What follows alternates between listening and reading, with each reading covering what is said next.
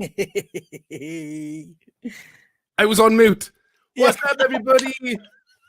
Welcome to CrowCast, episode 42. Amazing to be with you again. Here we are, Tuesday night, episode 42, Ronnie Axford. Incredible, mate. 42 weeks. 42 Unbelievable. weeks. Some amazing guests, brilliant takeovers by the Crow family, and even a quiz, which is fantastic. So, several quizzes. It's incredible. oh, yes. But those that are with us tonight watching, we got a super guest, an incredible guest tonight. We're so excited. We got the wonderful Ruth Jones MBE. Fabulous. What a start to 2021, mate. First show of 2021. Fabulous. Incredible. She is the Queen of Wales. In my eyes. And most Welsh people's eyes. She's incredible. Such a lovely woman. Be speaking to her now for a couple of weeks. Just better than I ever thought. What a wonderful woman. But anyway, you guys are going to meet her very soon. How's your week been, bud? Yeah, brilliant, mate. A busy one, as you know. Lot is happening behind the scenes. Yes. Which we can't wait to start telling everybody about. So you'll start to see some movement over the next couple of weeks. First show of 2021. Really excited, like I said, to speak to Ruth.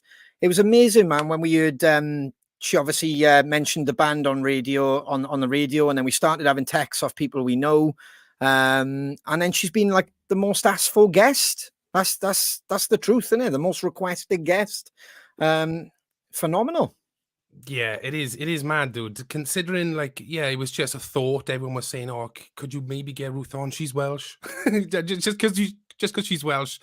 Yeah, we can get her on. But she's super successful. But it was incredible. Like we know her brother Mark. So I dropped Mark a text, and before you know it, we were talking, and here we are. Incredible. But yeah, I'm trying to shake off the Christmas period now of trees all down. You know, I love Christmas, so it's kind of a bit of a hangover when you have to get rid of that tree, pull down all the lights and everything. Well, and then I can't bring my lights down. I haven't got the bottle. I can't do it. Leave them up. A lot of people are doing that. They're leaving their lights up until they feel that they should come down. If it makes you happy, do you know what I mean? So yeah, I'm gonna leave them up.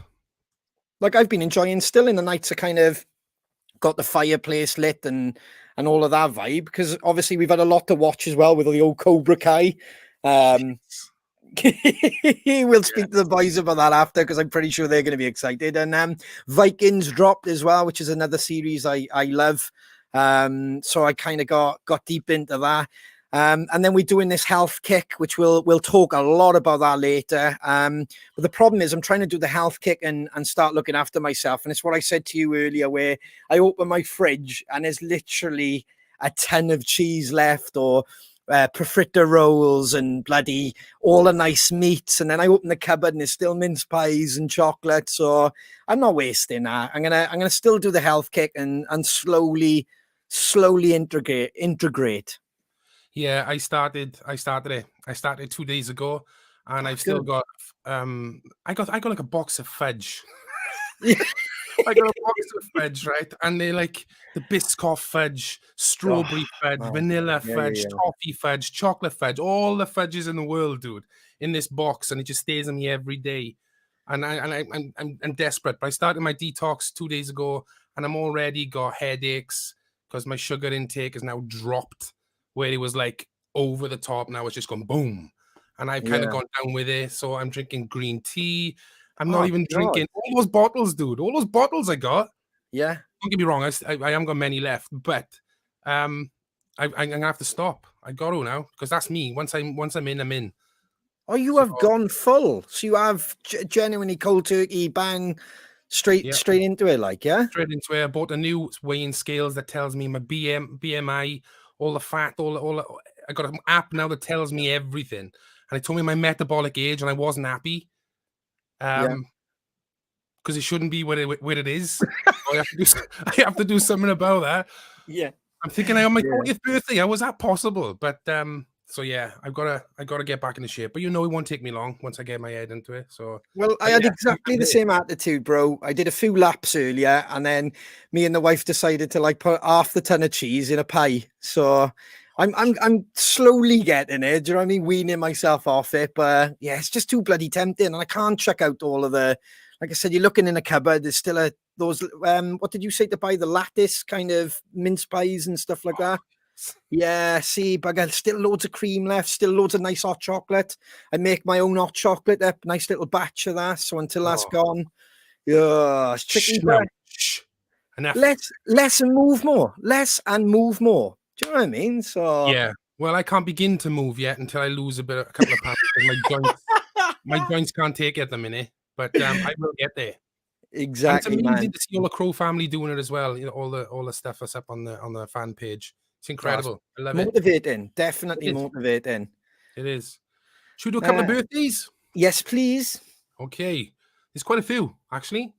So we'll start off with happy birthday to Trish Wintle. Happy birthday, Trish. Happy birthday, Trish. That's from Jonathan and their kids, Mia and Reese. She'll be really pleased we did that. Big fan.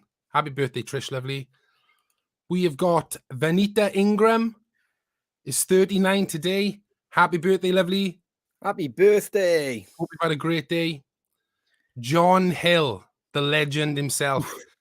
Happy birthday, John. It's his birthday on Friday, and he's 52. Oh, I should have got a torch out then, shouldn't I? Yes. Damn it. Happy birthday, brother. 52 on Friday. Dude, he's still looking good, isn't he? Yeah.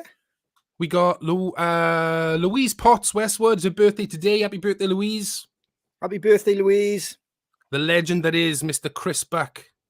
It's his birthday today. Happy birthday, bro. Yes. Hayley Thinnerson. It's her birthday today. Now there's a girl that can drink. Yeah. Well, she introduced us to Christmas in a Glass, wasn't it? Which was Fireball. Yeah. Fireball whiskey. She's lying. She knows how I feel about that. It's not Christmas in a glass. She's lying. It's horrible. We got the wonderful Zoe Pether. She's 39 tomorrow. Hey, happy birthday, Zoe.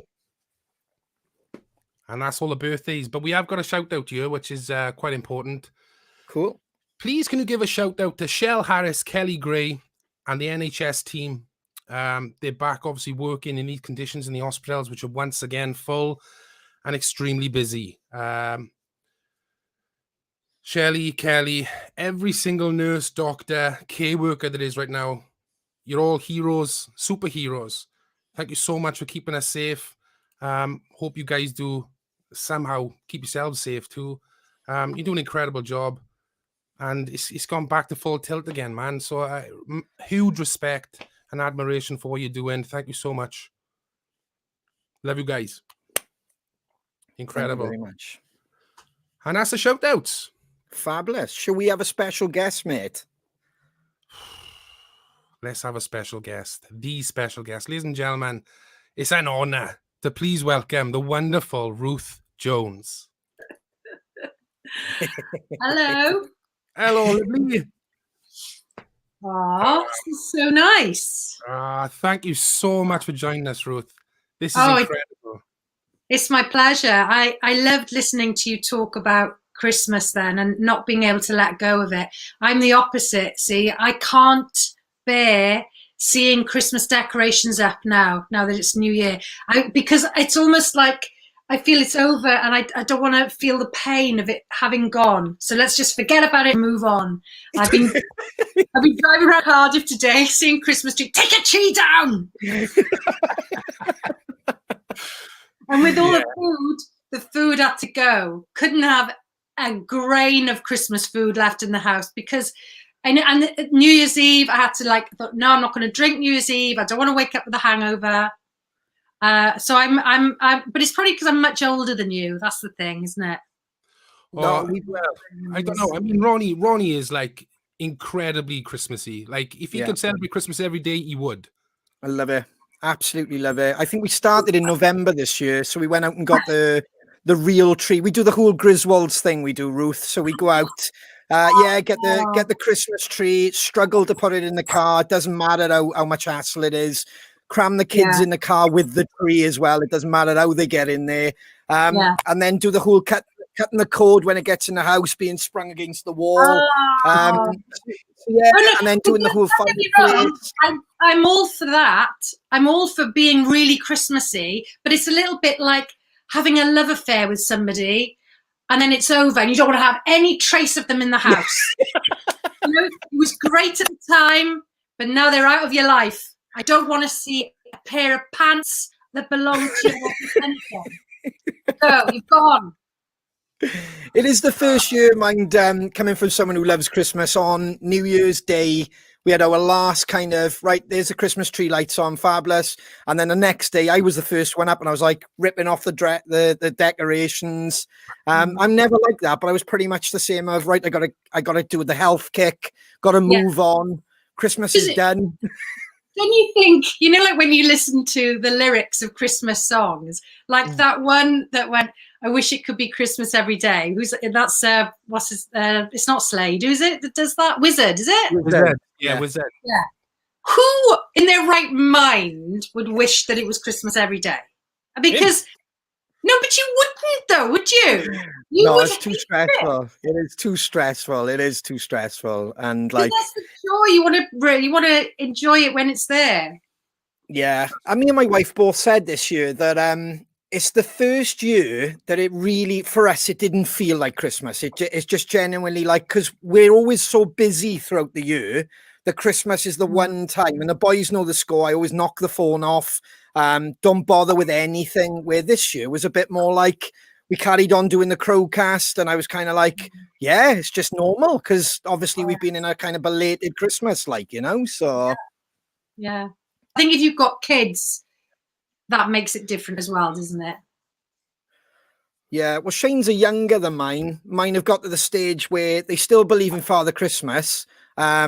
They shouldn't, but they do, because otherwise they know they wouldn't have anything. So yeah. How old are they? 28? Yeah. But Shane's still got the magic because he's got a little boy, so he still believes in Santa. And cause it's horrible when they come home and they're like, I know Santa isn't real. What do you mean he isn't real?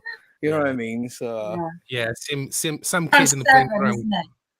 Yeah. It is. It's beautiful. But there is that, we're 7 now, but I can imagine next year someone's going to spoil it on the playground. Yeah. There's always one. There's always one. That's it. So you've been keeping well, Ruth, over this lockdown, this crazy time we're going through? Yeah. I mean, I don't know. I count my blessings every day that I'm so lucky in so many ways, and touch wood, I haven't been ill. I think I was ill early on when it first started. We went to this event in London on March the 13th, and we came back, and both myself and my husband were ill. In the following 2 weeks, we were ill. He was like lost all sense of taste and smell, aching joints, and I had a really, really sore throat and a tight chest for about 11 days. So I don't know whether we had it. Who knows?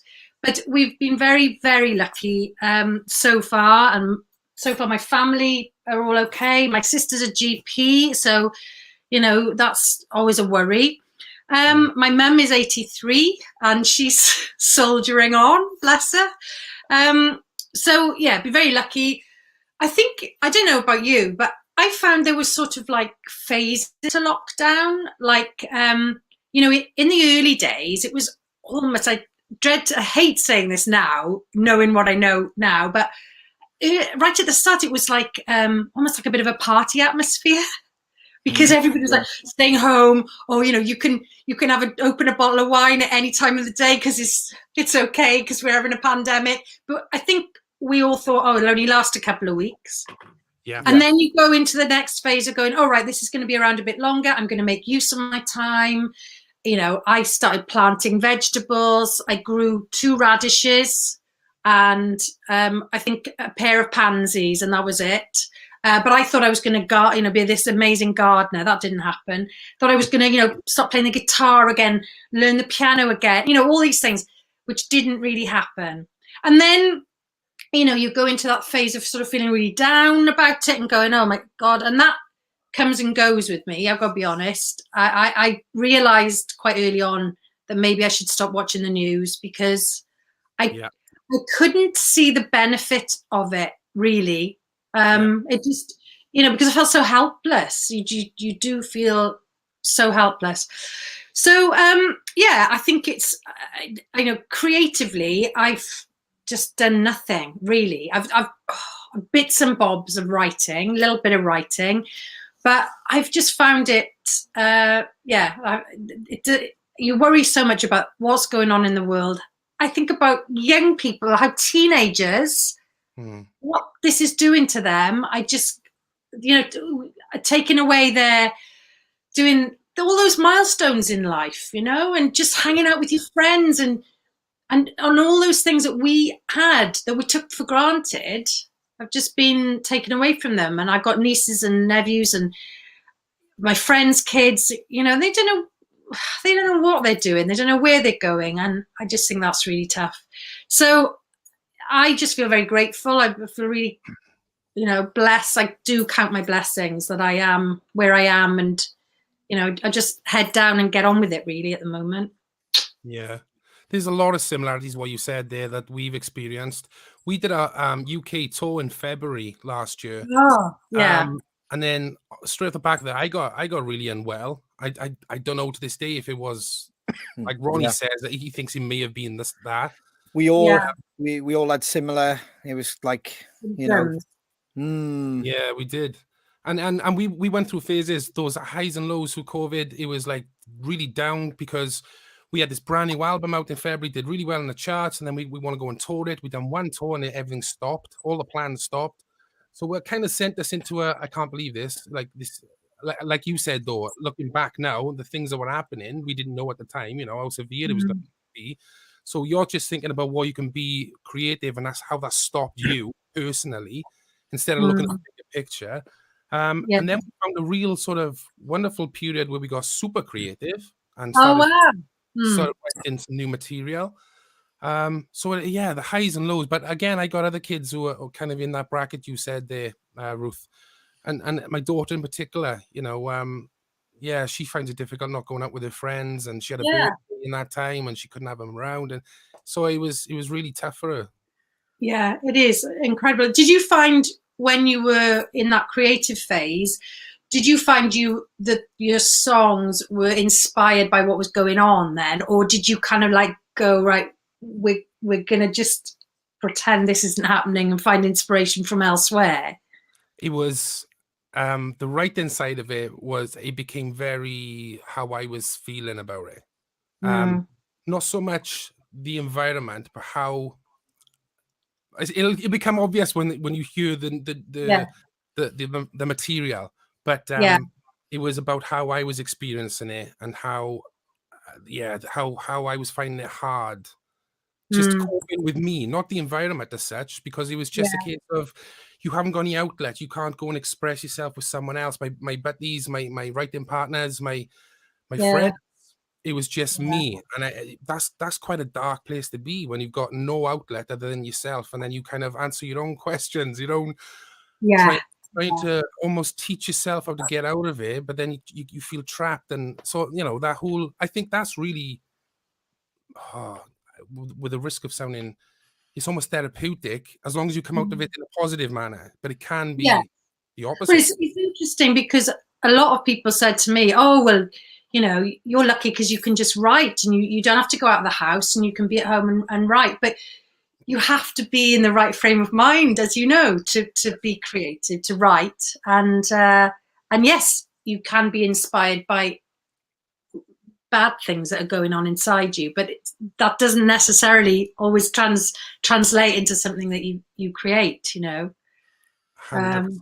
Yeah. 100%. How did you feel about it, Ron? Yeah, same, just echoing what you two said.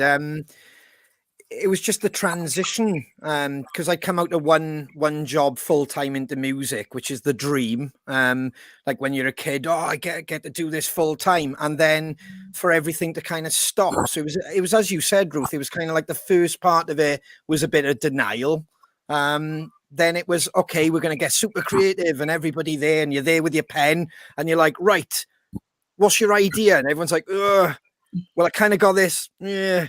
And then you realize you're not really getting anywhere. And then all of a sudden we did it a really kind of, like Shane said, a really cool period of everything was just working. And then yet again, it's like a roller coaster. It's up and down. But I think doing this every week, finding, like, discovering that we would do, you know, find a way to connect with everybody. Yeah. And hearing everybody else's stories, that's really helped with the writing.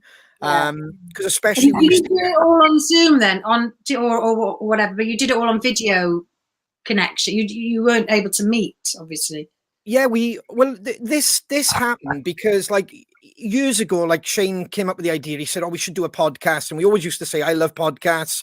We should do a podcast." And then when lockdown happened, we were in the 5-mile restriction because Wales was on a different kind of thing to England, so we could only go 5 miles. Well, me and the boys, yeah, of course we did, but we're slightly out of it. But then we were like, well, we got to do band meetings. So are we going to do band meetings? And, like, being of the age we are, we're used to being in a garage, or we're always used to being together when you do your band stuff, or on the phone.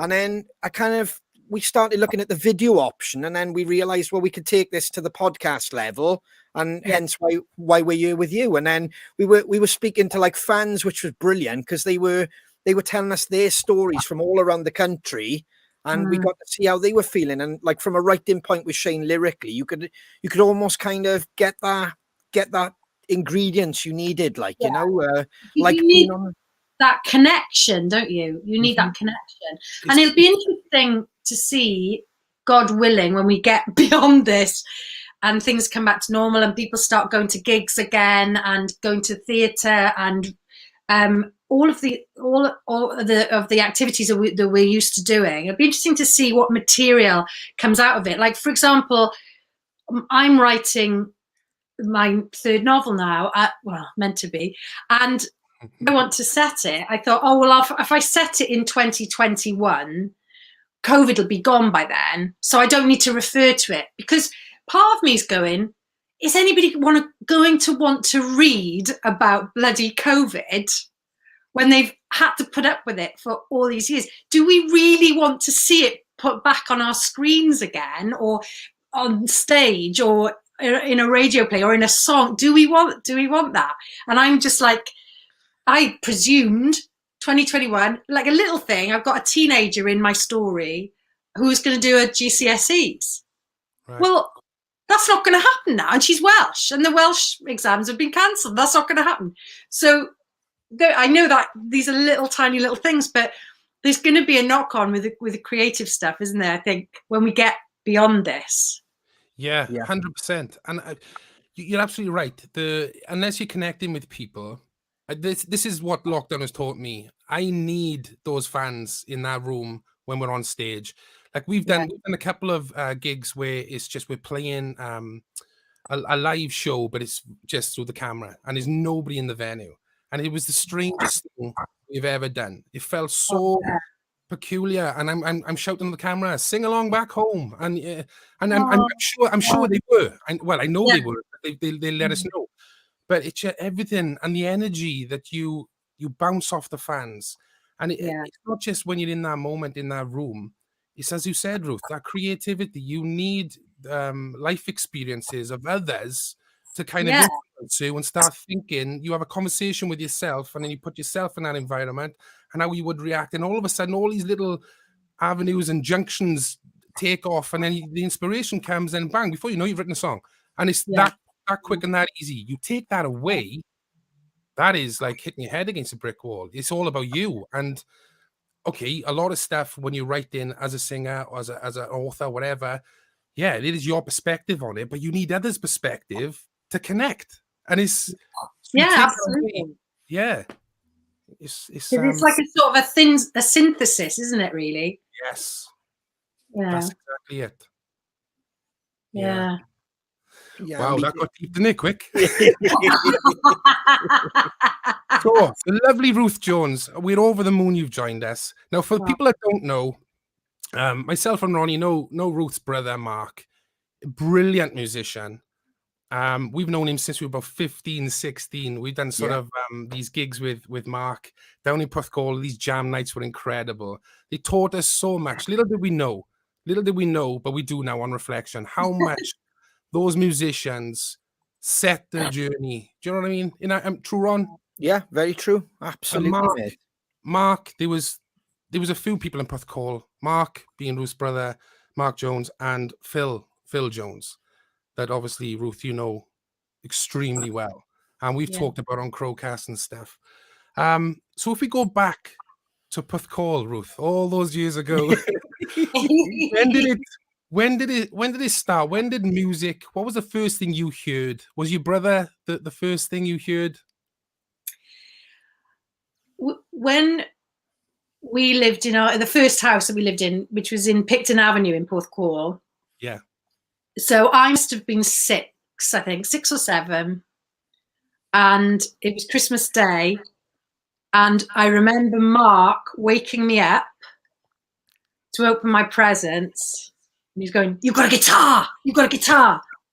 And I think it was 4 o'clock in the morning. Yes. I knew it was still dark, and I've got a feeling it was 4 o'clock in the morning. And even though I was only like 6 or 7, I didn't want to wake up then.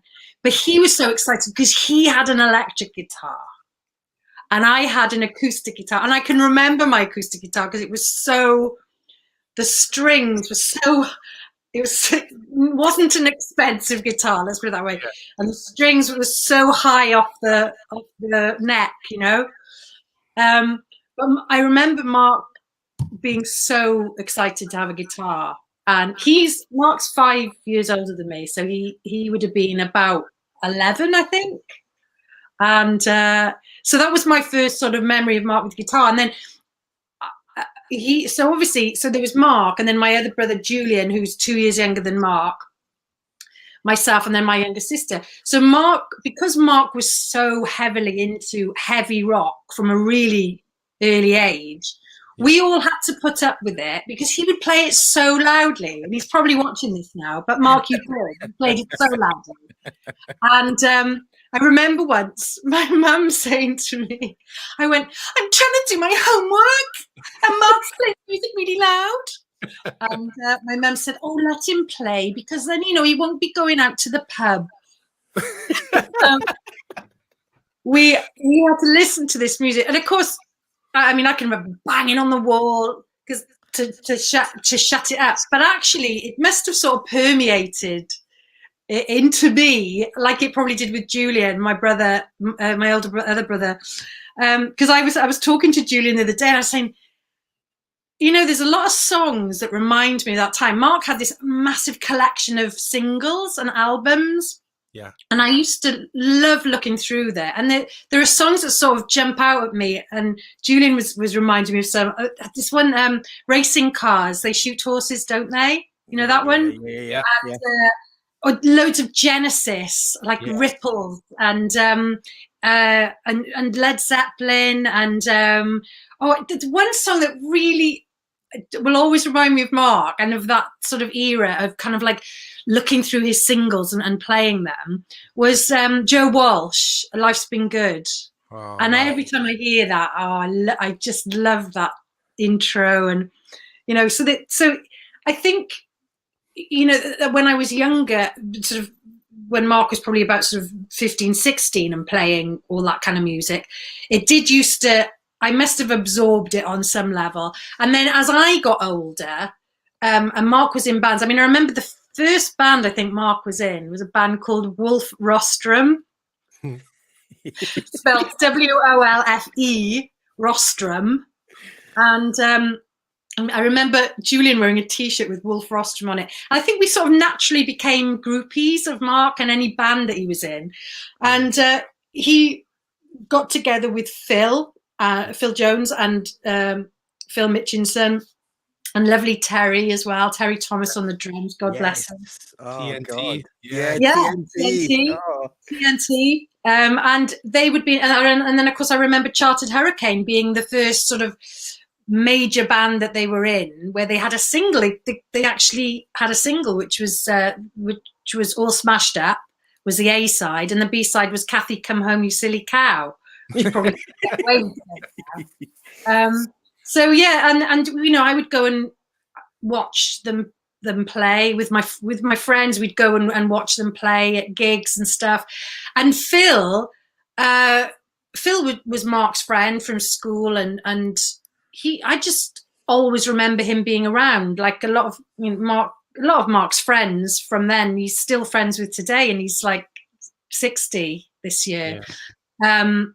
And so Phil was very much, obviously he was the front man of Chartered Hurricane. He was incredibly exotic in the way that he sort of performed, so ultra camp. But to this day, and I don't know if it's because it's Phil's influence, I don't know, but I just think a South Wales accent goes so brilliantly with heavy rock. I think when you hear rock guitarists and musicians talking, if they've got a really strong Welsh accent, I just think it's the best. The two are just married. They're meant for each other. They sound better than an American accent or a London accent, or, you know. I remember watching, because of Mark's influence, watching Spinal Tap. Yeah. And I mean, I just love that whole camp glam rock idea, the whole piss take of that. Yeah. But it was it was a really passionate experience, sort of watching and hearing that really loud rock music. I mean, don't get me wrong, I was into things like Janis Ian and Carole King and James Taylor, and the softer versions of around at that time, you know. Yeah. But certainly Mark and his bands were a massive influence on subconsciously on me, I think, and my taste in music. Yeah. Fantastic. We got some pictures early that you kindly gave us to put up. So we'll start with the first one here. So there's Ruth. Look at Ruth there. I think I was about 15, 16 there, and I had this graffiti wall. All my friends, we had these graffiti walls. We just thought it was so cool. So anyone that came to your room, they would write on the graffiti wall. And I used to think, you can't really see it, but I used to wear like a little headband there, and I just thought it was so cool. Oh yeah, I can see now. Yeah. So that's your bedroom wall. Yeah, my bedroom wall. I love that. Yeah. It started off with a Julian, because there's 4 of us, and we always used to swap bedrooms. And when Julian was in that room, he drew this amazing tree and an eagle about to land on this tree. So that was already on the wall, and then it just sort of went from there. But Julian was much more artistic than me, as you can see by the flower that I've obviously tried to draw. And just Ruth in big letters. Yeah. Amazing. There's another photo here. This is the amazing Phil Jones. Look at that. Oh, you see, so Mark's room, that's Mark's bedroom there, with Phil getting ready. And as you can see, if you look closer, you can see these big red boots that he's wearing. Yeah. Boots. And the mess, our rooms were so messy. It was terrible. But I remember, so Mark's room was next door to mine, and Phil would just sort of like come in and he'd go, "All right, love. Hiya, love." And he used to call me Cake Face. And my friend Kerry, he'd call Cake Face, and he'd go, "All right, Cake. Hiya, love. How's it going? All right, love." And he was just, the gentlest soul, just lovely. Always used to make me laugh. Always made me laugh. He was. That's a wonderful description. Gentle soul, and so he spoke like that even back then, because that's how we used to speak. Like when we went to college and stuff. All right, love. When we went to college, or we started doing jam nights. Well, me and Shane, our first gigs were with Phil, and he'd be like, "Hiya, love. How are you doing, love? Get your drum set up there, and we'll give it a go now, won't we?" You know, he'd be very, very, very like quiet spoken. Then when he goes on stage, he's like, I know. And we were going to organise this big party, which didn't happen, and I'll always regret that, really. But we were going to this big party, and we asked Phil if he would come and play, and it was at the Big Blues Band. Yes. What was his? Yes. Yeah, the Big Blues Band. And I've got this video of him, but I couldn't bear to put it up because it's too sad to see him. But and he was just saying, "Hello, everyone. Just to say, we're going to be playing for you at the party with a Big Blues Band, and this is the great line. He went, we're happy to play a selection of 60s and 70s song within reason." This is the way he said, "within reason." We play any requests from the 60s and 70s within reason. I've never met such a naturally funny man. The man wouldn't have to be like you'd say a joke, the punchline. It wouldn't be a punchline. It's just him, naturally funny, incredible.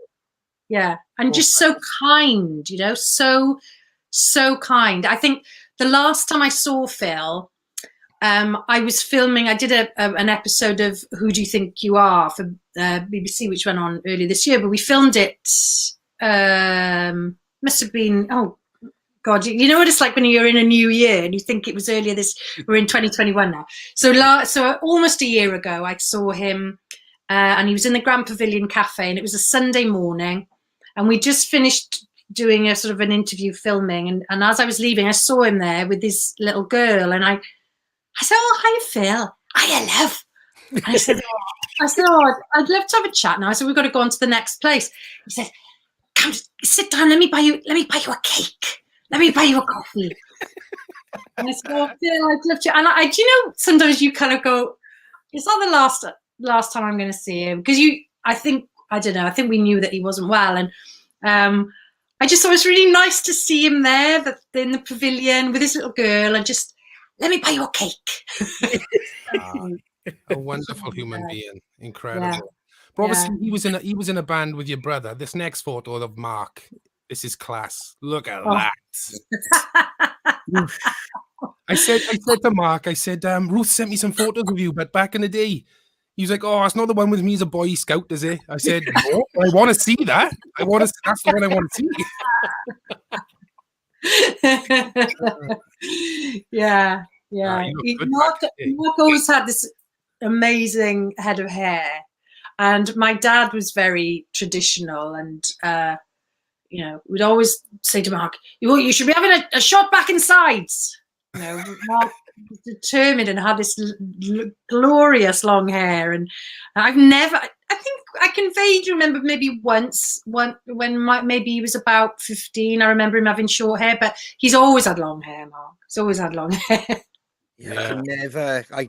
He's always been Slash to us.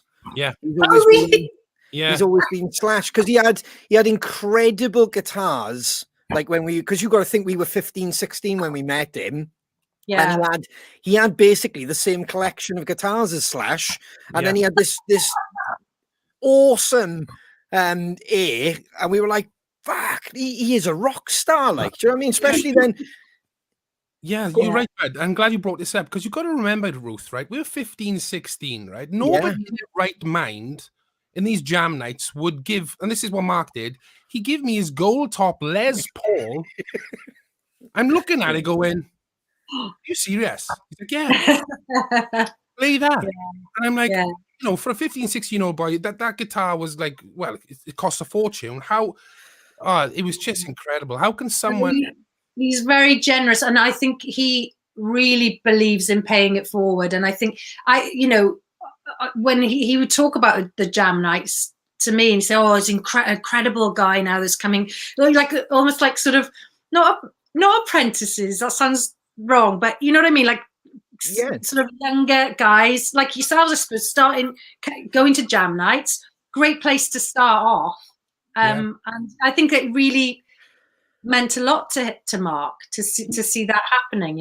He was almost like the talent scout. Like people would come all over the place of Wales to play these jam nights, and like I said, being a 15, 16-year-old boy playing this guitar that weighed at 10. and just having someone just the faith to say, yeah, okay, crack on with that, do a couple of songs with that. I mean, how inspirational is that? That's what you want to be, innit? A musician. We're talking, Shane, 1994, 95. None of us could drive. We used to get a lift down to Puthcore from Bridgend. Yeah. We go to the Farmers with your brother. Then, if we were really lucky, they'd sneak us in the Apollo then. They'd be like, him and Phil Jones and that. They'd be like, don't worry, love, you're with us. You're with us. 16 years of age, being sneaked into a nightclub, feeling we were in like some sort of after show party. Like, do you know what I mean? So, and Phil's cape. Yeah.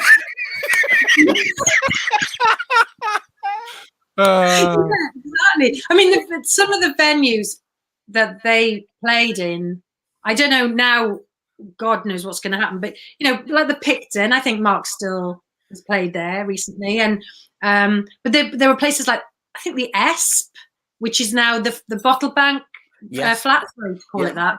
Yeah. You know what I mean? That used to be the Esplanade Hotel. Yeah. And the Knights Arms. I mean, do you know much about the Knights Arms? We used to play there. You did? Oh, is it still out? I always think it closed. It's gone. It's gone now. Oh, yeah, it's gone now. But yeah. Puthcore had an incredible circuit, Ruth, because we would play the Farmers on a Tuesday. You'd have the Sportsman's Jam on a Thursday. In between, you'd have the Knights Arms for little spot gigs. The Apollo used to do like an after show gig, and then the Buccaneer. So you could do a tour of Puthcore when you were like 16. Like, Well, we did. Yeah, we did. Yeah. There's another couple of photos here of the boys playing. That was in the Great Western, which I know there's a Great Western now in Cardiff, but the one that they're playing in there, and that was October 1982. That was, and it burnt down. There was a fire there quite soon afterwards, because I think they must have renovated it. But it was such an exciting night because we went there, and me and my friend Kerry went as groupies and watched them play, and then we got to go home in Phil's cronky old white van, which he was driving. So exciting, it felt really sort of like rock star lifestyle. It was great. It was really good. He was just the best, man. He was rock and roll. There's just he was the essence of rock and roll. This next picture here, we were talking about a cape just now. Look who he's wearing here. He's basically wearing a sleeping bag there, which, where did he think of these things? How on earth did he think of these things? He used to do... Go on. Well, he used to do... I remember one thing he used to do. I don't know if you ever saw this. He used to wear these sort of like PVC trousers. I think it was when he was playing with Sex. Yes. And he used to get somebody to just cut them off him on stage with the scissors. I mean, and he would just stand there. So, amazing. I've never seen anybody just look around and then just use whatever's in that room and make it part of the show. It's like whatever's in that room. And as ludicrous as it is, that's the thing he'll pick. The one thing you think he wouldn't pick, he would pick and use that in his show. Yeah, I know. My mum met him, Ruth, when we were like 16, and we were playing in like the Farmers or the Sportsman's, and he turned up yet again, leather pants on, his vest as well, because I think he'd not long come back from Spain. He'd been doing like a little mini tour there. He had the hair, but this time he had like a little bandana across, like a little ram. My mother was like, he looks like Rambo, doesn't he? And he could see my mother, who's sitting next to my father at the time, who's oblivious to my mother, kind of going, he looks like Rambo. Look at his hair, look at his leather pants. He's like a massive Rambo. And Phil came over, and the first thing he did was clock my mum, and he went, "Hiya, love. Do you want me to buy you a drink?" And that was it. That made it for her. The nicest guy in the world, like, you know what I mean?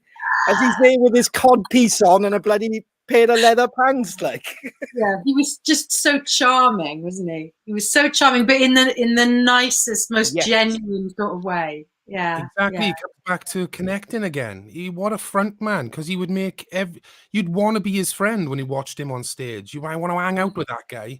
He just had this amazing aura about him. He connected with everybody in the audience. Incredible. And I don't know whether you know this, but Mark has been working on redoing the Chartered Hurricane song. So he's been working with a producer over the last, I think, year or maybe 18 months. And I know that Phil went in for some of the sessions, and he's sort of done a lot of the tracks, and I can't wait to hear that. I think it's going to be hopefully out, released in February. It'll be available in February, and I think it's called Touch the Rocks. Does that make sense to you? Yeah. And it'll have all those songs. I mean, Mark's been sending us. We're on a little family group, and he occasionally sends us tracks that they've remastered. And me and my sister and my brother Julian are just going, oh God, this is amazing. And it brings back so many memories, but it just sounds so beautiful, you know. So on the one hand, I'm like so proud of Mark, hearing his brilliant guitar playing and him singing with Phil, because what always used to surprise me about Mark's voice was that you wouldn't think, looking at him, that his voice would sound like that, if that makes sense. Yeah. And then obviously to hear Phil on there, Terry on the drums, and Mitch on the bass. I just think it's so wonderful that they've been able to do this, to be able to reproduce it again. And there's a track on there, I think, that was quite a recent song that Phil wrote just before, not long before he died, when they went to their annual trip to Butlins in Minehead. And I think he wrote it there, and it's called Porth Call. And it's so haunting. It's absolutely beautiful. And on the day of his funeral, I was away with my mum and my other brother Julian, and we played it at the time of the funeral to sort of remember him. And it's just, I love it, and I can't wait to hear that once it's been done in the studio. It'll be lovely. And how fantastic that Phil's legacy is in his music and lives on in his music. Yeah, Mark sent me a couple of tracks, and I was bowled over today listening to it. It's amazing. But it's not just his legacy is so many people in South Wales. His funeral was unbelievable. We went down, obviously. It was incredible. Yeah. How many people were there to respect. But we see people, don't we, Ron, who have worked with Phil or gone to college with Phil. Like if you're in the music game in Wales and you haven't worked with Phil, well, it's an impossibility. You would have. Yeah. You would have at some point. Yeah. Because that's how influential that guy is. Still is. His music is sadly missed and will never be forgotten. He's incredible. There's a wonderful year, Ruth, with you and Phil. Well, no, that's not me. That's Nessa Shanessa Jenkins. Yes, of course. Phil and Mark were extras. They were walk-ons in the big Christmas Eve pub scene in the Christmas special last year, and that photo was. I'm so glad to have had that, and I'm so glad that he was there, because I think he really enjoyed himself that day. It was great. It was so lovely that he would be there and to be part of that whole thing. It's a wonderful shirt as well. Yes. That's like one of yours, that is, Ron. It is, but he still pulls it off. He can wear anything, honestly. And we have seen him wear pretty much everything, haven't we? So yeah. And the lack of wearing clothes. Well, yeah. But we were grateful. I mean, that when they did their escape to Minehead, we did a gig there, didn't we? 2-3 years ago. Yeah. 3 years ago, and your brother, and there's a lovely video. I'll have to find it somewhere, Ruth, and we'll send it to you. We didn't know we were being filmed, and somebody spins the camera around and they capture your brother and Phil watching us. Yeah. And we didn't know they were there until we'd finished playing, and then we just seen these two figures in the crowd, and that was it. We run straight over to him after we played, and sadly that was the last time that Phil came to watch us. Like, you know, so. But see, in a way, indirectly, now I wouldn't be here if it wasn't for Phil, because I remember I think Julian or Maria, my sister, said to me, "Oh, they're going to talk about Phil in the CrowCast video podcast," and they said, those damn crows. And I, be honest, I'm sort of into my folk music these days, so I didn't know a lot about those damn crows, and so I googled the podcast. And then I listened to that and I thought, oh, wow, and I was so touched by what you were saying about Phil and everything. And then I'd listened to the album. I thought, oh my God, this is amazing. I was blasting it out of my car. And then I went on Radio 6 and chose the Set in Stone song as my sort of my latest track, because that was the latest album that I'd bought. So, thanks, Phil, because I wouldn't be sitting here chatting with you now, really, if it wasn't for that connection. And I have to say, I do absolutely love your music, so I am a new convert to it, so thank you. Convert to Crow. Yes. That's so good. And thank you so much for choosing our song on Radio 6. That was incredible. There's so many people text us, Ruth Jones is on radio now and she's talking about you. We were like, what? Oh, wow. Yeah, that's brilliant. Yeah. Well, I'll have to, when things are back to normal, I'm definitely going to come and watch you live. Oh, yeah. That'd be amazing. Yeah, we'll get you in, no problem. Backstage pass. Autographs. Absolutely amazing. So just okay, we talked about the music and stuff. So when did you know you want to be an actress? Like, was it like me and you? Obviously, we've spoke throughout the weeks, and we were talking about the songs you had penned when you were young, and the songs I penned when I was young, and we were exchanging these songs, which were brilliant, by the way, absolutely brilliant. And Ruth has got a great voice. I'm saying, we know you got a great voice. We do.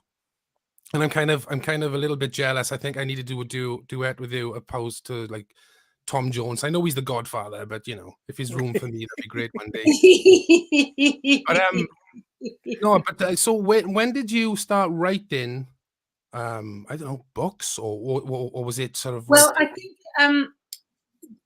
when I look at old cine films from our family. Yeah. It's pretty obvious that I was the show off of the four of us. I mean, like when my sister was brought back from hospital, there's this lovely sort of bit of footage of Mark and Julian all looking at the baby sister, and Mum and Dad all looking at the little new baby daughter, and I am literally there in the front, like this little camera. So I obviously enjoyed showing off, and I just used to go off into, like a lot of kids do, into an imaginary world a lot of the time.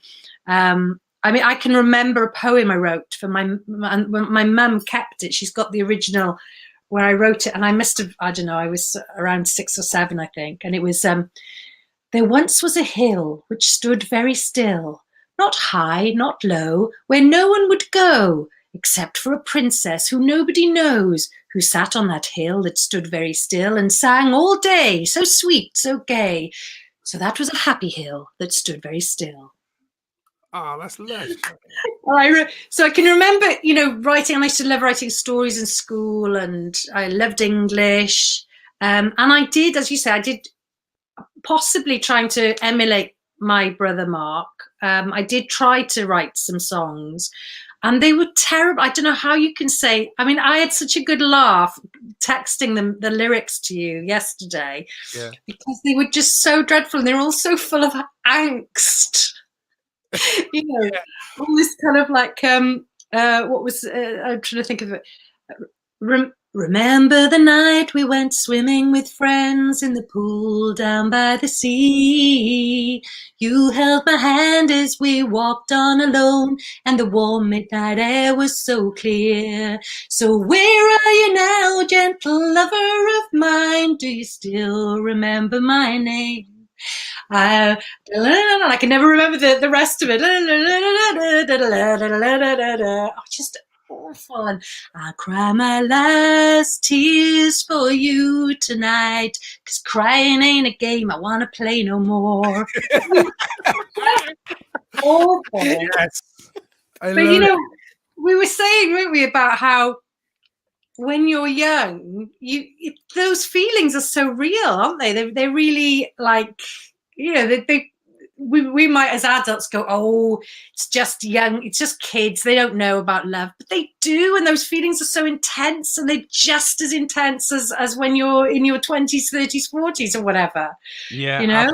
Absolutely, Ruth. I mean, you put it beautifully yesterday in the text and stuff and the voice message. But that one, there's another song. You Road and Toad. Was it Road and Toad? Ah, I tell you what. Well, that was because there was I think I was a bit younger, and I just thought it would be hilarious to rhyme road and toad, and so it went something like, I was walking down the street, when who should I meet? You. I was walking down the road, I saw a toad like you. Why did you want to hurt me? Why did you want to go far away? You could have stayed. Why? Why would you stay? Why would you stay with that person? I tell you what, that made my afternoon. That did, you know, song. It was brilliant. Oh, my lights got off. Since my singing is, there we are. Yeah, you're right though. The emotions as a 13-year-old, they're as real and as powerful as you are as an adult. And yeah, of course, I sent over my version then, my 13-year-old song. Yeah. Don't Want to Be With Me, which the boys have heard. We played that. Remember that, Ron? Don't Want to Be With Me? That was when good God. Yes. And what were you, 13 then? 13, yeah. About a girl that kind of wanted to be with me, but didn't really. I was having that dilemma with myself. Does she want to be with me? Nah, she don't want to be with me. Has she ever got in touch with you or been to any of your gigs? Yeah, she knows it's about her. Yeah. Oh, wow. Yeah. That's amazing. Yeah. All through school. Yeah. Oh. Yeah, it's one of those, first song I ever did. But it's mad. The emotions are real and honest. Yeah, no, it's true. So I think writing and performing and all that was sort of there. And then in school, we did school shows every year. So we always did a musical every year, which I just loved, down at the Pavilion. And so went from there. But I never thought I would do it professionally, acting. I didn't really feel confident enough, if I'm honest. And I just used to think of it as playing. I just used to love messing around, really, and putting on voices. And I was never one of those really deeply serious actors, I don't think. And I still don't consider myself to be a serious actor. But and like I did a stage play a couple of years ago because I thought I should, because I hadn't been on stage for years and years, I think it was about 10 years or something. And I just found it terrifying. I was glad I did it, but I don't think I'll ever do it again. I don't think I'll ever go on stage again. Not to act, because I was so scared of forgetting lines or, forgetting where to go or just messing up in some way. But it's I've been lucky to have played some really great characters and on TV. The good thing about TV, you can go again if you get it wrong. Yeah. So I've been lucky with lots of different characters. And then I suppose there was a couple of years where I, sort of a period of time where I wasn't getting any acting work, probably, I don't know, early 2000s or something. And I started writing then, trying to write for TV, because I knew sort of how a TV script worked. And it sort of went from there. And I wrote a script, which never went anywhere, for TV, a two-parter, and it got rejected. But then I discovered it about 5 years ago, and I tried turning it into prose fiction to see if it would become a novel. And that was that ended up being my first novel. So that's how Never Greener came about. And yeah, so that was really good. And the second novel, Us Three, is that's set in Wales, because the first one was set in Scotland, really. But Us Three is set in Wales. There it is. That was my friend's niece took that because she lives in Bermuda. And I was gonna say, that doesn't look like Puthcall. no, not quite. But yeah, so that's so. And now I'm on to book number 3. So wow. So what do you enjoy more? I know it's probably a different animal, acting or writing books. What's your passion? I love it with acting when you just get that feeling. You probably get it when you're playing, you just know you've got it right. And when you were talking earlier about having the audience there, and of course you don't have the audience there when you're doing TV, but when you see it then on screen and then you get reactions from people and you just go, oh yeah, I know I did that right. And so I do love that. But I'm also really enjoying writing novels now as well. And writing more. I've got there's a couple of TV projects that I'm co-writing with David Peat, and hopefully they will be on the screens in the next couple of years. So yeah, we'll see. I don't know what I would have done. I often wonder what I would have done if I didn't go into this profession.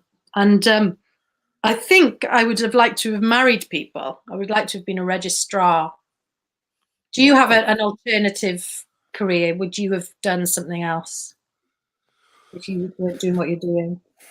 I mean, we spoke about this before. We've had jobs, obviously, before we've jacked them in to do this full time. Yeah. I was a kitchen designer. I was a bingo caller. Yeah. Until fairly recently, about 3 years ago, I stopped doing. I did that for 8 years. But it was always to fill the gap, to do this. It was always, this is what so the past, I can't really see myself doing anything else. Yeah, we all had jobs, but this was always the go-to. It's never been anything else, and nothing really comes close to it. Yeah. You, Ron? I used to love, obviously, when I grew up, I was in like theatres. I used to work in the Pavilion in Puthcall, and I think I would have probably carried on doing that, to be honest. If I was trying to think of this the other day, and I didn't really answer the question honestly, because I grew up with entertainers like Stan Stennett and people like that. So I always wanted to be in a panto. I know that sounds mad. I don't now. It's not like my dream now. But when I was a kid, I always wanted to be in like Babes in the Wood, because it was like, because I always used to watch from like, say, the pit, the orchestra pit, or I used to watch from backstage, or when I got to work as a follow spot operator. I always kind of wanted to be on the stage. Yeah. But then we found a band at like 14, and I realized that was it, so it's funny you mentioning Stan Stennett, because I grew up, Stan Stennett had a very long, prolific career. And I actually got my equity card doing a pantomime with Stan Stennett in the Pavilion in 1991. And I had to be a Ninja Turtle. I was there. I was working there. Were you? I was working there. Yeah, because Kerry used to come on as the gorilla. Do you remember his son, Kerry Stennett? He used to come on as a gorilla. They used to do like a sketch for anybody watching. This isn't like random conversation. They used to do a certain sketch where 3 of them would stand there and the gorilla would come out and scare them. But yeah, I remember the turtle. That was you. It was me. Yeah, it was Michelangelo. God. Wow, that's incredible. Well, I shifted scenery as well, and I and made props. And do you remember? I don't know if you remember this, but one of the guy who played the captain, he died. Bryn Williams, he died during the run, and Kerry took over. And I was like, why can't I play that part? I'm a trained actress. Well, my dad would have been the drummer. There would have been, my dad would have been the drummer. Then there was Ted Boyce, who would have been on the piano. And then Derek would have been your stage manager, Anthony and Wayne up on the lights. So yeah, what a small world. Oh my God. Isn't it? Yeah. Bonkers. Yeah. So I think something like that, Ruth. It was just because I was always backstage, like what you would have seen, or I was always coming to school telling all my other mates, "Oh my God, this person was at the panto, or this person was doing a summer show." It was always a bit strange, like, you know. And then obviously once we found the band, that was it. That was the calling, like, you know. So Absolutely. It's a very small world. It's a very small world. It is. Well, Ruth, I can't thank you enough for joining us tonight. It's been an absolute blast walking down memory lane with you. Thank you. I've loved it. I feel like I've just been chatting with a couple of old mates. So and that's what CrowCast is. That's exactly what CrowCast is. We just thank you so much for your time. And we got to meet up when all this craziness stops. Definitely. And, have a cake. Have a cake for Phil. Yes. Yes. That sounds amazing. That sounds absolutely amazing. Just before you go, Ruth. Yes. Our Crow Radio, a playlist, we put up every week, different sort of circumstances every week. We're wondering if you could pick a song, a duet song. Anyone in particular special to you? Right, okay. I am going to pick Robert Plant and Alison Krauss singing Please Read the Letter, because I met Robert Plant a few years ago. We did a series for Sky called Stella. Yes. And Robert Plant loves Wales. He's a complete Cymruophile. And I can't remember how it happened, but he agreed to come and be in the series. He played with his band at a funeral. We had a character in there called Daddy who died. And Robert Plant played in the funeral. It was amazing. And he was such a nice guy, such a generous bloke. So I used to listen to quite a lot of his music around then, and I just love this track. I love it. So I'd love to hear that. Here we Great. go. We'll put that on our playlist. Thank and he you. sings it so differently, and he's softly and not as usual. It's amazing. It's a class. Yeah. Ruth, thank you so much, guys. Thank you. Nostar, diolch yn fawr. And here's to a happy and healthy 2021 with some normality back in it. Yes, absolutely. Thank you so much, Ruth. Take care. Bye, everyone. Bye, Ruth. Thank you. Oh, that's fabulous. Absolutely fantastic, mate. Ruth Jones. What a wonderful human being. Don't it feel like everybody knows her? It's just she gives off this rapport. Everything's easy. What a wonderful human. Yeah, I said it to you. Obviously, when we spoke to her earlier, I was a bit like, wow, that feels like I've known her for about 20 years, which kind of works out about the same with like Phil and her brother. But it just goes to show, because it's that connection, and the background is so similar. So many more stories, and I know loads of people are asking questions, but we maybe might be able to get Ruth back on again in the future, maybe to do a bit of a recap again. And but incredible, Shane. What a lovely, absolutely amazing guest. Like, amazing, absolutely amazing. Let's get the Crows on, get their reaction. Yes, there's Shiner boy, there's Dave, and there's Lloyd. All right, boys. What's happening? Don't know if Dave's joining us, right? Where are you two, Dave? Oh, Davey's in the dark. What's happening? Oh, do you want to put your Dave's camera on? Put a pound in the meter, but we're not on. No. no. It looks great from where I'm sitting. Well, to be honest, it looks great from where we're sitting. You're better now. You just got to sleep to death. Anyway, what do you think of Ruth, boys? What a wonderful person. Oh, incredible. Absolutely incredible, man. Yeah, he was tidy, boys, wasn't he? He was. That's what it was. Someone had to do it, boys. He was tidy. Yes. Well, that's the thing. We could have gone down that path, talking about an incredibly successful career. But, it was just lovely talking about, how he was back in the day and reminiscing and that great man, Phil Jones, and her brother, Mark. Yeah, man, it was nice to hear about like the stories of like the 4 a.m. Christmas morning. You got a guitar. Yeah. Do you know what I mean? Yeah. that's what it's all about. That's the special. It's, you know, that's special. That is. Well, exactly. That's the side of Ruth you some people may not know, and No, exactly. focus on. Exactly. She doesn't do many of these things, so we're just really blessed to have her time. And thanks again, Ruth. 30 years. No, that is. Right. It is. Yeah, and it's that thing's everything was looking good from my end, but obviously not from yours. So hello everyone. Hello. It's that thing as well. It's that thing as well, Shane. You know, if you're in a pub, you don't necessarily go straight to the or your Nessa in Gavin and Stacey or whatever. Like, you know, it's the, you know, I know from knowing Mark the same as you, there was a past there, so it's kind of nice to kind of build that and get to know someone, and that's kind of been the thing with CrowCast. We've spoken to a lot of people like Chris and Dan Reed, so you don't necessarily zone in on what they do. It's knowing about them and how they grew up and how they've been coping through COVID. And so yeah, I hope a lot of people are not disappointed she wasn't pulling out accents and stuff, but I didn't think she needed to, because she's fabulous and her stories were incredible. Like, you know, We just had Ruth Jones singing songs and nobody else did. That was incredible. It was class. It was an exclusive, Shane. I didn't want to bump into her. Like, I was going to go, that is an exclusive. We've had... But I mean, like, chatting with her throughout these past few weeks, obviously trying to set this up before Christmas, wasn't it? Yeah. Way before Christmas.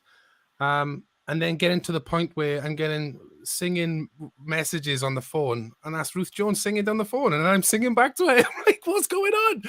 It's amazing. Absolutely incredible. Wonderful person. And like you said, Ron, it feels like we've known her all our life.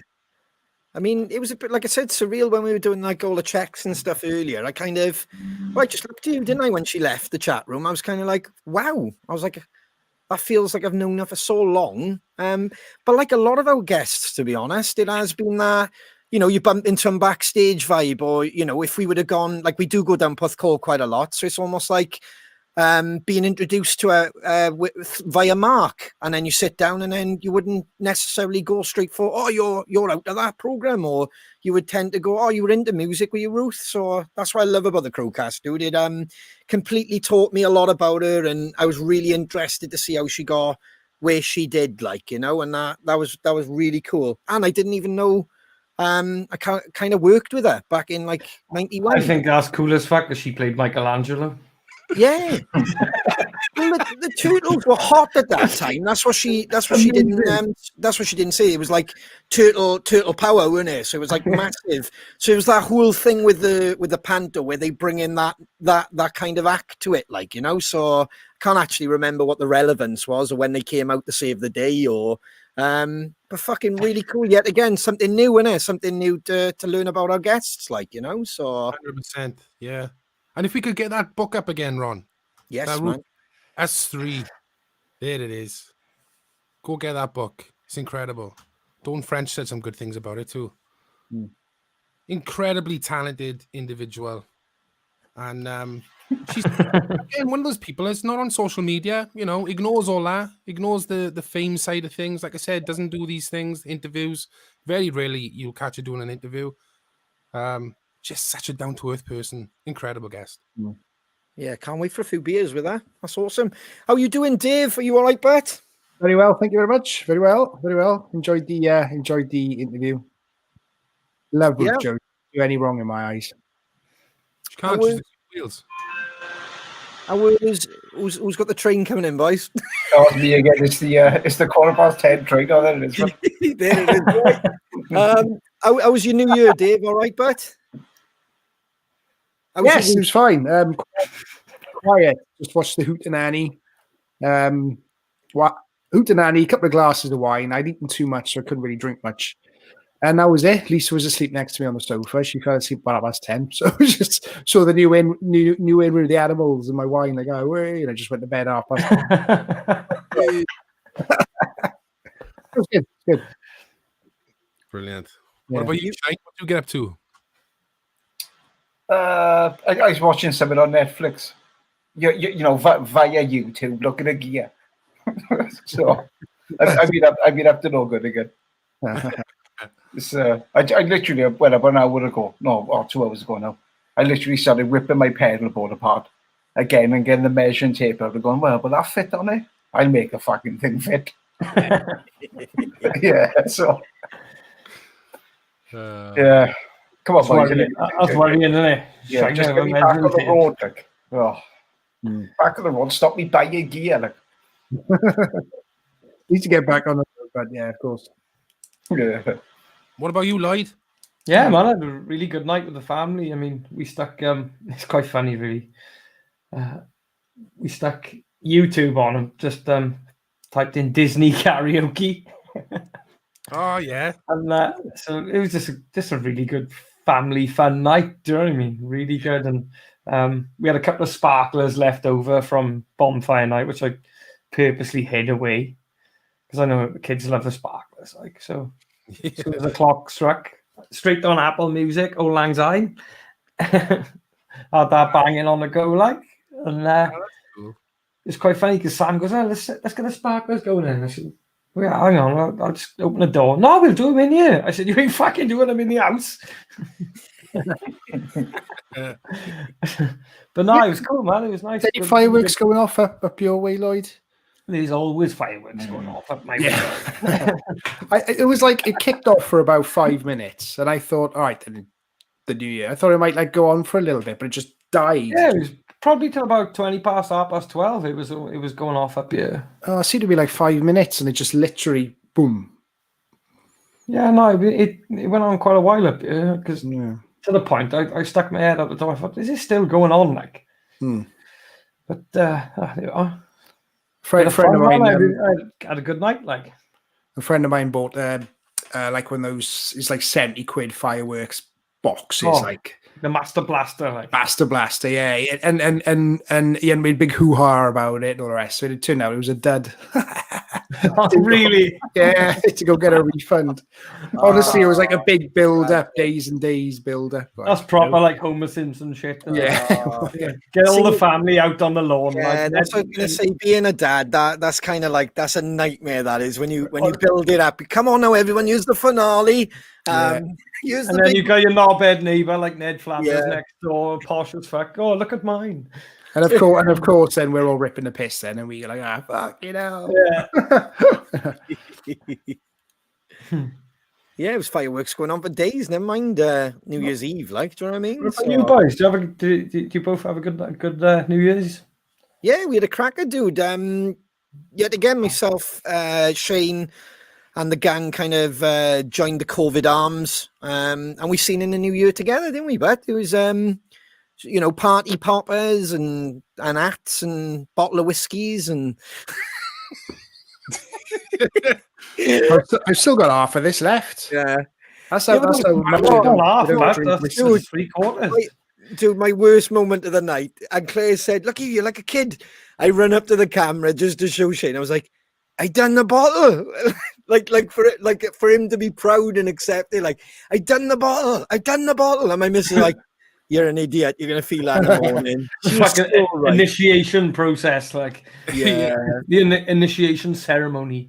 Yeah, it was. But no, it was a nice night. It was just catch ups, and because like a lot of us haven't seen each other for months. We haven't done the COVID arms thing for a long time. For anybody wondering what we're on about, we do like an online pub. So yeah, it was just kind of nice, just going around everybody's house, seeing how everyone is, and sharing stories, and having a little drink, and having some nibbles and stuff like that. Like, so it was cool. Yeah, it was a good one. It was brilliant. Go on, Dave. Give the one line. Fuck guy. I mean, it's a good segue because a lot of people were talking about the quiz as well, which is a really good thing to hit on. Because obviously the last show we did for anybody watching tonight was a big New Year quiz. And then there's been a lot of messages lately from the last show to tonight saying about, I was useless on the quiz, or I'd love to have another go at a quiz, and other people saying we should do more regarding the quiz. So with all the new restrictions and everything being a bit downer at the moment, how would everybody watching you enjoy maybe like a Saturday night quiz or something like that? Like, if you could give us some feedback or do you rather it be part of the Tuesday night shenanigans? So maybe we'll do a one-off quiz on a Tuesday, or would you like a separate show where it's just a quiz with really cool giveaways? And yet again, same kind of formula in a Shane. Like, we'll be still here, chatting shit, and we'll get some sort of quiz host on, because we've had Sean Corn. We've had Roy Walker, so it'd be interesting who would be on the next one. Quiz masters there. We'll have to pull someone out of the bag, but with the Crows, we can do a. Yeah, and maybe we can go a bit earlier on a Saturday night as well. You don't want to be there all night, so maybe we can go a little bit earlier. Proper old school, pub quiz. Bring your bottles and your beers, and we'll see you on the telly. Big prizes. See, I'm setting management up for that now. Big prizes as well. Yeah. But yeah, so it's, we'll have a look at your feedback yet again. We always listen to you guys. If that's something that you would love, then we'll see if we can make it happen. Like, maybe just a separate to the CrowCast. It wouldn't be a CrowCast. It'd just be a quiz night with the Crows, like, so. Crows on a weekend as well. What do you want? Hey, we're going to give Ant and Deck a run for their money, I tell you what, but we'll give them a run. Saturday. Aye. Just as long. There's a lot of people. Defo quiz on a Saturday night. So yeah, I mean, those who are part of the fan page, if you can let us know your feedback on that. And especially anybody kind of looking at the comments now as well, if you can kind of see what your vibe would be. It wouldn't be all the time. It wouldn't be every Saturday. Because what we were trying to think is a lot of people work in the week, and staying up till this time is a bit of a chore, and they have to catch up on the CrowCast. So maybe if we did like the odd Saturday here and there, maybe about 7 o'clock, 8 o'clock kickoff. Good couple of hours of quizzing. That's what it's called, isn't it? Dave, quizzing, is it, Dave? Apparently so, yeah. You love a bit of quizzing, don't you, Dave? Oh, I love the quiz, yeah. Love it. Likes fucking quizzing people. Loves a quiz. The Spanish Inquisition. The Spanish Inquisition. And then while we're at it as well, I mean, Ruth gave you her Spotify choice, which was... her choice was Please Read the Letter by Robert Plant and Alison Krauss. Which will be available, Dave, on Crow Radio. There it is. Yes. So, yeah, probably a perfect chance to kind of go over Crow Radio if you want, Dave. Yeah, cool. See what's been added there. The theme is duets. So over to you. Duets. Yeah, theme is duets this week. So what we have is Out in the Fields by Gary Moore and Phil Lynott. Under Pressure, Queen and David Bowie. Please Read the Letter, Robert Plant and Alison Krauss. Dancing in the Street, David Bowie and Mick Jagger. 9 Lives, Def. No. 9 Lives, Def Leppard and Tim McGraw. Knock Down Drag Out by Sammy Hagar, Kid Rock and Joe Satriani. So you got 3 for 2 there. Good Times, In Excess and Jimmy Barnes. Close My Eyes Forever, Lita Ford and Ozzy Osbourne. Girl from the North Country, Bob Dylan and Johnny Cash. It's Only Love, Bryan Adams. Stop Dragging My Heart Around, Stevie Nicks and Tom Petty. Don't Let the Sun Go Down on Me, George Michael, Elton John. Please Don't Touch, Motorhead and Girls' School. And Islands in the Stream by Dolly Parton and Kenny Rogers. Tunes! Yeah, where can they listen to that, Dave? Spotify. Yep. Spotify. Yeah. Apple as well. Yeah. What do they do on Spotify? They click that little... Click the little heart. That's it, the little green heart. The little green heart, yeah. And then listen to it. Excellent. And what we'll do for you guys now as well, we'll put that link within the comments in the next couple of minutes, so you can you've got it. Also, I'm pretty sure Dave will go on the fan page tomorrow, maybe put the link up for everybody. Yeah. So they can catch up on Crow Radio. While we're talking about playlists and listening to music, did you hear me and Shane talking earlier, boys, about like obviously on our health kick now? Actually motivated, I got to be honest, by the fan page. So a real big shout out to, just let me cue it up so it looks all cool, to Annie Joyce for starting Crow Fitness, hashtag Crow Fitness. We've seen a lot of your posts on the fan page. We do keep an eye on everything. And we've noticed everybody's been clocking up their long walks, their short walks, their cycling, their runs. Absolutely amazing, guys. Absolutely amazing. So we thought, how could we help Annie and everybody on the fan page? Well, Crow Fitness, powered by Strava. That's right. Yes. That's right. Crow Fitness, powered by Strava. So this is totally up to you guys if you want to do it. Myself, Lloyd and Dave, I think at the moment are signed up on the old Strava app.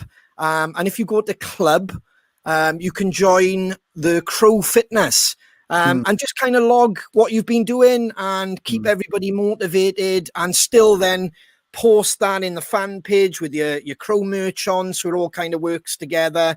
But yeah, if you want to come and join us, we're now on Strava, where, like, I think you've clocked in a few runs. You did a monster one the other day, Lloyd. Yeah, well, what was it, 10K, something like that? But I wish I had Strava the week before. Done fucking 12K. Yeah, it would look way better. No. it's a nice little community in it for everyone who wants to just get involved. And I mean, there's no ego. I mean, do what you can, do what you're capable of, and let's have fun doing it. You know. I mean, I went for a walk. I took a dog for a nice walk today, and I clocked that on there. You know, so it was no like, look at me, look how far I can run. I went for so little things like that. It's just a nice place for people who want to get fit, or do a bit of exercise, to come together and all, you know, egg each other on and that type of thing, you know. Yeah, that's exactly. what it's all about. It's a community, man. Yeah, it's not a competition. It's to be honest, I mean, looking back at last week's CrowCast, seeing your lovely messages, I don't know, it inspires you, doesn't it? You know, and you see a lot of people who are finding it hard at the moment, staying in the house. So, you know, if we can help, or if Annie can help, which she has done, I think it's amazing, Annie. You've done an incredible job there to just motivate people just to get out the house, even if it's for 10 minutes. So it doesn't have to be a 10K run. It doesn't have to be a 20-mile ride. It could be literally a walk, a little bit of fresh air, get yourself out the house, and just get the endorphins going a little bit more, like, you know. So if you want to join us, we're over on the Strava app. There's a link yet again. We'll post it to the fan page, so you can just click on it and take you straight there. Definitely. There's a comment there that I'd love us to do, boys. I don't know what you think about this, but I can see it. Crow Team Tough Mudder. I'd love to. Oh, mate, I'm game for that. Let's do it. I am game for that. Definitely. We got to get our merch right. Let's do it. And we go and attack. It's those electric shocks. Yeah. Well, I love that. My brother's done it a couple of times, but in Sirens yesterday down, didn't he? No, I was looking at it. And the Invincible, that's another one, isn't it? Yeah. That's I know they used to do them in Pembury Park and Clerkley Way. But I'd love to. I'd love to do that. Yeah, I mean, Annie's just put there, absolutely. Just move a message if you're struggling. And that's really the message, really. There's no, you know, you don't have to join that app. This isn't us selling you anything via the app. I mean, it's not even our app, it's Strava's. We've just joined it. Myself and the boys have been clocking some runs and walks. And I think I'm planning on doing like a hike on Saturday. So, you know, it doesn't matter. If you just get out the house for 5 minutes, it doesn't matter. At least you're doing something. And you're keeping positive. That's the main thing. And if you are struggling, like Annie said, that's the page is there where you're as well. So don't be afraid to message. It is tough times, but we can all get through it. And yet again, I'll just echo, thank you, Annie, it's a great idea and we endorse it. Crow Fitness, guys. Yes. Yeah, man. Yeah, we're all here for one another. Absolutely. So Yeah. whose foot was that in the Crow Fitness? Whose foot is that? That'll be in the quiz. Whose shoes are dap? Yeah. I like It's them, not Dad. mine. That ankle is far too thick to be my ankle. It's not mine. They're not my shoes. Yeah. And can I say as well, while we're on Crow Fitness, this is like inspired by like Jimmy as well, who came on the show, Jimmy Watkins, who was absolutely superb. He's been joining us in the chats and stuff. So yeah, Jimmy has a lot to. We got a lot to thank Jimmy for, to be honest. And the Crow family. Have you noticed how many people have joined Running Punks, which has been incredible. So hopefully we can do more with them in the future as well. That'd be absolutely awesome. 100%. Too right. Bloody brilliant. Bloody marvelous. I'll post that to the fan page now, right? Yeah, I'll post there that we link. go. Yeah. Thank you, Dave. That'd be brilliant. So yeah, that's Crow Radio. So you can listen to a bit of Crow Radio while you're out doing a walk or a run. Yes. Speaking of music, do you fancy giving us a song, Shano? Islands in the stream. That is what we are. No, I do it. Where's the piano gone then? Where's the piano? It's from Chad Chad. Valley, like. Oh, Chad Valley's dead. He's over there. Run the battery. He's dead. In Arsenal. Tell me the lyric. Give me the lyric. What's the next lyric? It's lyric time. Tell me the lyric. Give me the lyric. What's the next lyric? It's lyric time. What's the next line? What's the next line? What's the next line? Can you believe Ruth has missed that? Unbelievable. So the lyric is as follows. Biding my time. Biding my time. What's the next line? Go. It's Dave, did you know? Fucking hell. Simple. Scoop it about B. I don't make myself sound like a mental case at all, do I, with that? Fucking hell. For your information, I was trying not to harmonise. It adds to the comedic effect. Okay, Shane? I can Okay. honestly tell you, Dave. I can tell that was not Don't trying. bite, Shane. Don't bite. We spent 40 minutes talking about his jingle last week. Don't bite. It's amazing, Dave. Anyway, if Coca-Cola didn't have any colouring in it, it would be green. Ooh. Didn't they do a limited edition green? Or am I thinking something else? Or was that tomato sauce? Sorry. That was The tomato sauce was green, yeah. Ooh, I was thinking then. Apparently, its Tab. natural colour is green, apparently. What was Tab? When it Tab clear Coca-Cola? Yeah, that was supposed to be clear Coke, wasn't it? But it didn't really Yeah. taste like clear Coke. Wow. That's Yeah. pretty cool, dude. I didn't know that. Yeah. Yes, So, they You're did. saying as colouring, so the soda. Yeah, I mean, they had the Yes, they did, Ron. I believe you, Dave. I'm not talking all obviously this have- you no, sorry, dude. that's right. They obviously had a brown additive color into it to make it. Because if it was green, you might be like, oh, you know, Syrup. Wow. yeah. Yeah, there's a lot of people. Yeah, that's true. That's a really good fact, that is, Dave. Yeah. I did not know that. That makes it even worse now when you think about that, doesn't it? Yeah. Yeah. I mean, Shiner loves his Coke, don't you, Shine? The drink, kids. Yeah. Yeah. To be honest, if I wouldn't care if it was green. Yeah. No, but it kind of raises the issue. You do eat and drink with your eyes sometimes, don't you? Like if something's the wrong color, like another interesting fact: carrots used to be purple. Yeah. Well, I know that because I've grown them. No, yeah, well, that's a crap fact then. No, it's not a But crap what- fact. It's not a lot of people know that, but Yeah. It's like Michael Caine, but Not a lot of people know it's that. not a lot of people know that, but Yeah, but it didn't blow me away because obviously I went through that gardening phase, which I think everybody's fucking gone through. You know. And I did. You remember the allotment, Shane? That was like early band hours. Yeah. That didn't last well, did it? You want to be in a band and be a gardener, you've got another fucking thing coming, let me tell you. It looked amazing as well, my allotment. But yeah, I grew some purple carrots, Dave, and they were stunning in salad. Yeah, it's strange, isn't it? Like, did it change how you felt about eating it? Like, was it like, oh, this is purple, this is weird? Like, No, but yeah. I felt that I couldn't. For example, I had them in salad. I know Yeah. that's weird. And put They it in just- like a bolognese or something. Like, Yeah, it just kind of like it worked in a salad for me. Whether it's a mental thing because of the color, like you said, because we do eat with our eyes sometimes. yeah. What else did I do? I roasted them as well, which they were really, really nice roasted.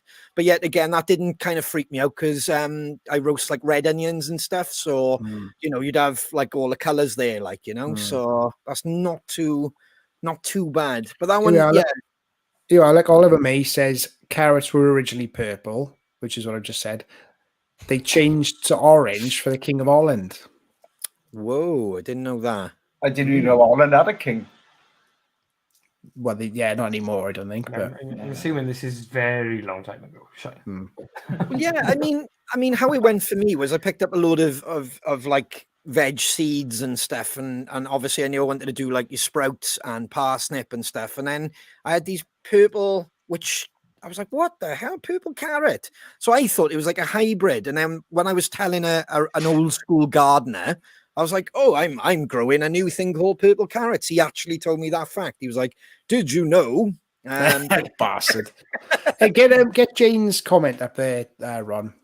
James, can you Jane do the Smith comment? Yeah. Jane Smith. Right, cool. This There one. you are. If they'd have stayed purple, I wouldn't have got cold carrot top. No, Interesting. purple head. Yeah. Oh, mad. Yeah, unless you were a punk rocker. Yeah, it would have worked. Maybe if you were in Green Day in the 90s. Oh, carrot head.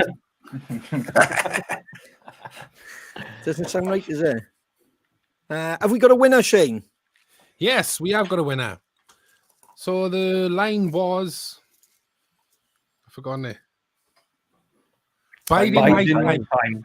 Biding my time. The lyric that followed, as I wait in the corner. There was a few people that said it, but the winner was actually the first winner. This is on Twitch. Diamond Knight 72 has won. Well done, Diamond Knight. Well done. You can basically head on over to our web store and pick anything you want. You lucky human. Don't be too greedy. Don't be too greedy. Yeah, go easy. No, seriously. Mystery box, mystery box. What's inside the mystery box? Mystery box, mystery box. What's inside the mystery box?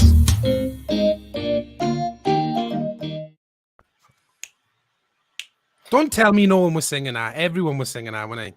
Yeah. Right, boys, carry on a minute. You're I will done. be I was back. like, I don't seem to have my mystery box with me. So, Ooh. as you were. As you were. Okie doke, bud. Well, actually, we got before we do the mystery bag, we got sent another mystery bag or box, sorry, from Catherine Pedersen. The socks Oh, right, yeah. that were missing from the mystery box last week. Was it the week before? I can't remember. So, do you want to have a look at your socks, Ron? Yes. Easy one,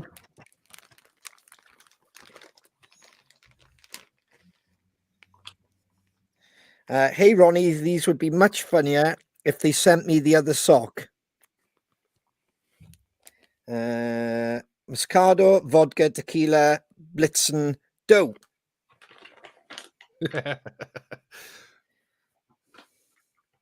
Very cool. So I get why she messaged me saying that we should have had him before Christmas. So yeah, I've got Dasher, Dancer, Prancer, Vixen. Dasher Dancer, Prancer Vixen. Awesome. There we are. Might you Mine are. while I run. Oh, look at that. Bring me Bourbon. If you can read this. Bring me Bourbon. Oh, awesome. Yeah. Love it. What's yours, Dave? Ooh.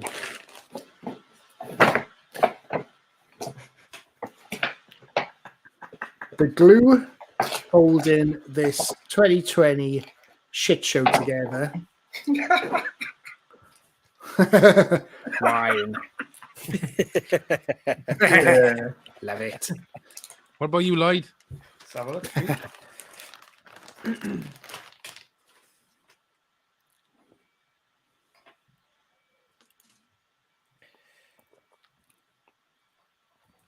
2020, the official emblem of this year. Love that. Yeah. Love it. They're awesome now. Tidy. I know. Let's have a look at your sock, bet. I like mine. But mine be just nice and simple. 2020. Yeah, there we go. Thank you so much, Catherine. Thank you. Thank you. Nice and toasty these are. Lovely. Awesome. Put them on, Lloyd. I could have done with that earlier, I'm not going to lie. It's bloody freezing. Dave, did you notice what happened then? You weren't last. I know. Don't get used to it, though, son, right? Don't get used to it. And you know, you haven't offered to fill anyone in tonight either.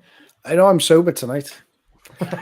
I'm perfectly nice when I'm sober. It's just So this next mystery box was obviously supposed to be for Christmas, but obviously it didn't get to us in time. But it's just to the Crows. 2020 has been a pretty miserable year for all of us, but your CrowCast and support of your fans, all your fans, has been like a ray of sunshine every Tuesday. The KK gig in February was our last gig of the year, but what a show it was. We are looking forward to sharing many more wow moments with you. Merry Christmas, and here's your happier 2021 with loads of gigs. Tracy and Tegan Bailey. Thank you so much, guys. And we start with Ronnie Axel. What have you got in your bag? Thank you very much. I have. Oh wow. I have a. Oh wow, that's very cool. Peaky Blinders. Peaky Blinders Black Spiced Rum. oh, Which nice. is awesome. So for anybody watching the earlier episodes of CrowCast, I actually watched Peaky Blinders for the first time, got addicted, and now I can't wait for the new series to drop. So that's amazing. Thank you, guys. Oh, that's awesome. Got some Peaky Blinders pork scratchings to go with that. Which if we do a Saturday night quiz, I might have to bust them out, the old pork scratchings with a yes, man, proper pub night in, innit? Got some Unlucky Shiner Boy, or unless you got the same, Haribo Super Mix. Oh, I'm sure we can swap some in that. Oh, I love that. I love a bit of Haribo. And oh, very cool. Reindeer chocolate. Oh, That's fabulous. Thank you, guys. That's Nice. awesome. Absolutely awesome. It's quite Amazing. nice to have a bit of a late Christmas present, isn't it? Because it kind of brings the magic back. Tell you what, that bottle looks stunning, boys. Yeah, Absolutely man. stunning. Yeah. The old Peaky Blinders, like, you know. Mm. So I got the same. Peaky Blinders, pork scratchings. Shiner's favourite. oh. Haribo. I've got an absolutely dismantled chocolate reindeer. It's in bits. It didn't make Did a rough year. It's ruined.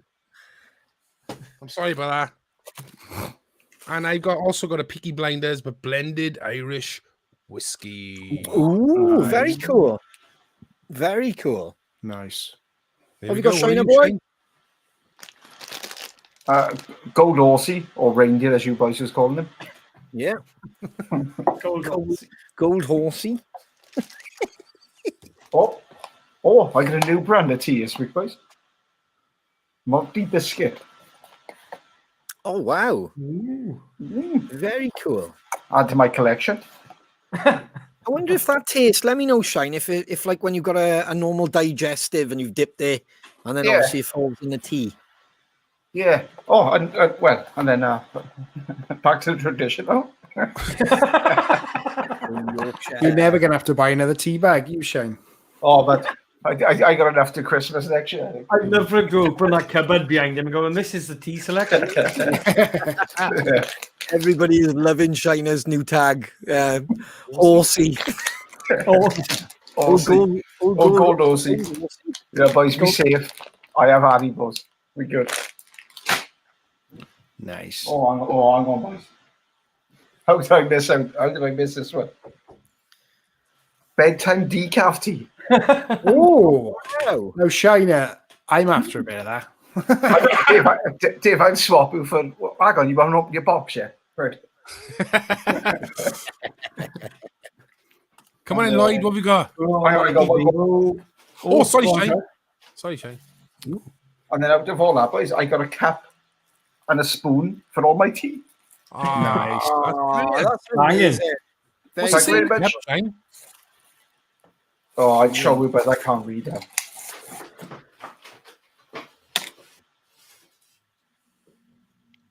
Enjoy your day. To go. To go. Ah, okay. Togo. Togo. Yeah, that's what I thought. I didn't see it as like to go. I don't know what that says. Togo. I don't know what that says. I'll get someone else to read it. Come on in, Lloyd. And here we go, Dave. Another animal for Dave. Another animal. They've got a pet horse. Like I need one, innit? It would have been nice to open them on Christmas. Could have done the whole golden horsey, golden horse. See, you're riding. Oh, this is fucking class. This is class. What is going on here? Oh, boom. Yeah, man. How do I put this on? He's Got a die cup. Where is it? Oh, nice. Brilliant. Oh, Yeah, the like a Peaky bomb Blinders Scott thing. jobby, like. Very Oh, that's cool. amazing. That is you, banging. Oh, That is awesome. banging. Fair play. Any knives in here? No? That's brilliant. Yeah, Yeah. what's on the peak, mate? Have a look now. There's something silver. Is that It's a blinder. not a razor blade, is it? No. I can take it off him now. Just a Hasn't tag. taken. It says peaky. Yeah, there we are. It's a little razor blade, isn't it? No, that's not a blade, man. That's It's not meant- a blade. no. It's That's supposed not to be a. blade. It's This supposed is a to be a little. That's what I'm blade, saying. Yeah, which is but it's cool. not. When you said it, I was going, like a fucking Stanley blade. No, that's not a blade. This is a blade. Right then. Yes, Lloyd. Yeah, I love that. Yo, Looks fuck. good, man. You look like Tom Hamill. Yeah, off Piggy Blinders, man. Aye. That's like, oh, yeah. Peaky Blinder Black IPA. Oh, lovely. Oh, nice. Black IPAs are good. Another Peaky Blinder Black IPA. Oh. So one for each hand. You'll enjoy them, Lloyd. You'll enjoy them. One for each hand. Tracy didn't know there was a hat in there too. Yeah, she's getting now. Can you post it back to her, Lloyd? You fuck right off. I'm only joking. And then I got a nice little glass to drink. Oh, look at that. Oh, lovely. Black Yeah. IPA. Mm. Fuck, I nearly dropped the glass in. That looks great, Lloyd. This will be my new luck tea. Mm. Hang on. Put the in there. Some Haribos and some Nice. pork scratching. Proper punch. That's Thank you awesome. so much. Thank you so much. I'm loving this hat. Excuse better on Lloyd. Come on in, Have a look Dingo. in, is he? That's all we got time for tonight. Right, I'm off now. Ta. My little reindeer is dead as well, but I'm Oh, sure no. it's going to taste amazing. Gold Aussie, Dave. Gold Aussie. Gold Aussie. Get with the picture. Got that Gold Aussie. Some Skittles, obviously. Oh, nice. Oh, Do you know what? I've really gotten into Skittles since that fact. I didn't really eat them a lot before then, but they're fucking really nice, so I appreciate that. Some cheese curls. Ooh, beautiful. Cheese curls, which actually I love, and Lisa's pretty fond on these as well, so I'm sure she'll help me out. eat them now, Dave. Haribo. Everyone loves a Haribo. Can't go wrong with them. Oh, it's a big one. It's a big one. She's a big one. Ooh, no. Ooh, nice. Oh, spiced gin. Now I've really been getting into my gin lately. It's probably one of the only spirits I drink regularly is gin, so that's absolutely amazing. Thank you so much. Thank you so much, Tracy and Tegan. Yeah. Thank you, guys. Thank you so much. Oh, wow. So lovely. Love it. Steve Arnold, but he's on the side. He's offering us something there. Oh, is he? Hang on. You're offering us out, is he? What's he saying? I'll bring it up. Crows, do any of you guys love a brew and a biscuit? If you do, PM me and I'll arrange to send you a mug with a biscuit shelf. Ooh, go on then. Only It's got to be two. shy now, isn't it? It has, haven't it? You love a chalky biscuit and a cup of tea, don't you, Shane? Yeah, I tell you what, Steve, just send it to me. I don't do the old PM thing. I'm missing with Facebook because Good man. Yeah. So That's a great photo, Steve, by the way. He looks like a crazier Doc from Back to the Future. Yes. shocking body. Yeah, 1986. That one was. That's very, very nice of you, Steve. Thank you, mate. Yeah. Lovely gifts. Thank you all. Thank you Yes, very much. they were. And I'm really, really going to enjoy having this gin. Go on in. Demonstrate it now. Go on. I'm a little bit jealous of that act, Lloyd. You like it, Hugh? It's cool, isn't it? It's very posh. Very cool. I feel like cross between Izzy Stradlin and Brian Johnson right now. Yeah. You know what I mean? Yeah, what's his name? Tom Hamill as well. Is he? Tom Is that Hamilton, his name? Tom Hamilton, sorry, yeah. bass player of Aerosmith. Yeah. And they call paper boy hats. Newsboy. Newsboy. A Baker boy, was it? Yeah. Newsboy. Train drivers, engineers. Yeah. The full lot. Basically anything in the 20s. Yeah. Yeah, I do. I am quite partial to a hat like this, I'll be honest. I like it. Looks good. Looks really good. Well, thank you very much. Yeah. I'd wear one, but I actually probably would look like Brian Johnson because he's got the sort of curly hair poking out his face.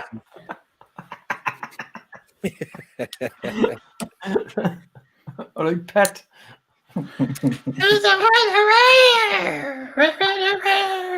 That's my impression.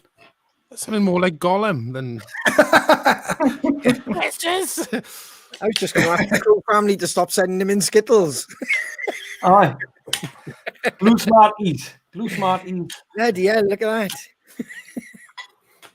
that. Okay, before we hand it over to Shiner, if we can just remind everybody, yet again, thank you, Annie Joyce, for doing everything over on the fan page, Crow Fitness. So if you want to join us, head on over to the Strava app and join our club, Crow Fitness, and see what we're doing and post what your walks, your runs, your cycling. And then keep up the great work on the fan page, guys. That's it's amazing to see your posts. Also, Crow Radio, which Dave has already posted the link, and I think he'll do the same again tomorrow. Yeah, the link for that and the Strava Club are both on the fan page. So literally just click on both, and you can get stuck into both. Yeah, so they'll go up on the fan page tomorrow, so he'll sort that out for you. You can head over to thosedamncrows.com and check out our big cartel site. So if there's any merch that you haven't got or that you'd like, you can do that. I apologize, I'm trying to find the link. And also, if you're watching on YouTube, why not? If you aren't, if you can subscribe, share, hit the notification when we put the posts up so you don't miss the next episode of CrowCast. Sorry, there's some of the merch as well. We got CrowCast t-shirts for the men and the ladies. I think the ladies are still in stock. Are they, Shane? Yes. There we go. Apologize for bouncing that. And a massive thanks to Ruth Jones for yet again. She doesn't do podcasts. It's not she does them very rare in that, right, Shane? Very rare, bud. Very rare. Only the big ones. She's done Graham Norton. I think she's done one with Rob Brydon recently. But yeah, extremely, well, just incredible to have her time on CrowCast. Thank you, Ruth. Thank you, Ruth. Thank you so much. Thank you. Come on, Yeah. in, Shane. What have you got for us? Oh, go on, sorry, bud. You're right. You're right. Just before I was going to go into that, I was going to say, Dave, if you put the link as well again for Ruth's latest book, S3. Yeah, okay. If you could put that on the fan page as well, that'd be absolutely will do. fantastic. Thank you, buddy. Sorry, boys, my mouse it's not working. So His mouse is out the house. It has. It's run away. The mouse. I tell you what, but that's not a problem. I don't have to see that photo for like the third, what fucking week we're on the 42nd time. Oh, there's always a way, bud. There's always a way, buddy. We've got manual now. It's fine. It's fine. Ladies and gentlemen, one-liner, shiner. It is.